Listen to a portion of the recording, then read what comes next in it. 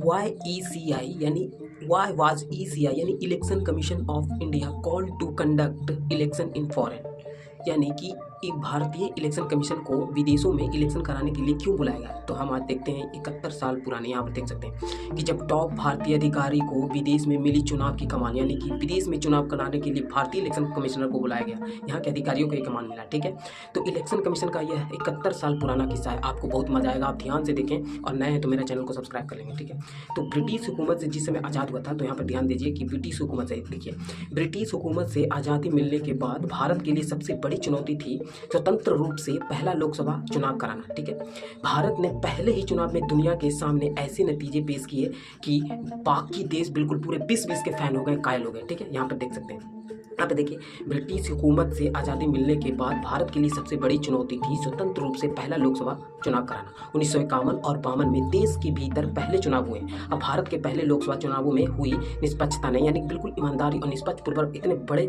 लोकतंत्र में चुनाव हुआ। ठीक है, निष्पक्षता ने दुनिया भर में हलचल मचा दी और सबसे ज़्यादा ध्यान खींचा अफ्रीकी देश सूडान में। ठीक है, सूडान पर इसका ज़्यादा फैन हो गया। ठीक है, सूडान इसका बहुत फैन हुआ। ठीक है, अफ्रीका में ज़्यादा प्रभाव पड़ा।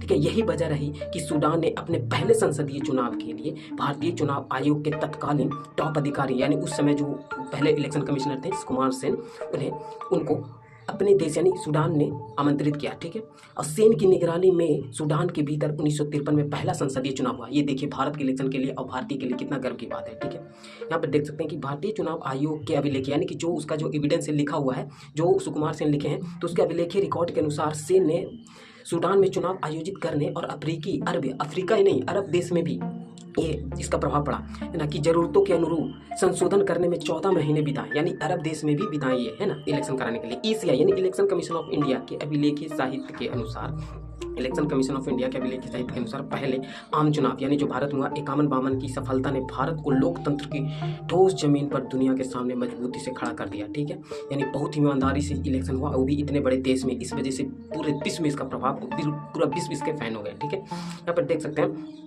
प्रतिष्ठा को तब और अधिक अंतर्राष्ट्रीय यानी विश्व में और समर्थन मिला जब लोकसभा अध्यक्ष यानी जो पहले लोकसभा अध्यक्ष जीवी मावलंकर को भी 1956 में जमैका, ये भी अफ्रीकी देश के राष्ट्रमंडल संसदीय संघ की सामान्य परिषद के अध्यक्ष के रूप में चुना गया, और यह पहली बार था कि एक एशियाई सदस्य को अध्यक्ष के रूप में चुना गया था। ठीक है, यहाँ पर देख सकते हैं, और यहाँ पर देख सकते हैं कि भारत अब अपनी 18वीं लोकसभा के चुनाव के लिए अगले चुनाव की तैयारी कर रहा है, यानी इस साल जो 2024 में जो है 18वीं लोकसभा चुनाव होने वाले, इसके लिए तैयारी कर रहा है, जिसके कार्यक्रम की घोषणा अगले मार्च के लास्ट तक होने की संभावना है। और देश में आखिरी आम चुनाव ये पिछले साल 2019 में हुआ। ठीक है, तो ये इलेक्शन कमीशन से संबंधित एक रोचक बातें था जो हम आपको बताएं। अगर अच्छा लगा तो मेरा चैनल को सब्सक्राइब जरूर करिएगा, ऐसे नेक्स्ट बहुत इंटरेस्टिंग फैक्ट लेकर आऊँगा, न्यूज़ लेकर आऊँगा। तो धन्यवाद, मेरा चैनल को सब्सक्राइब करें।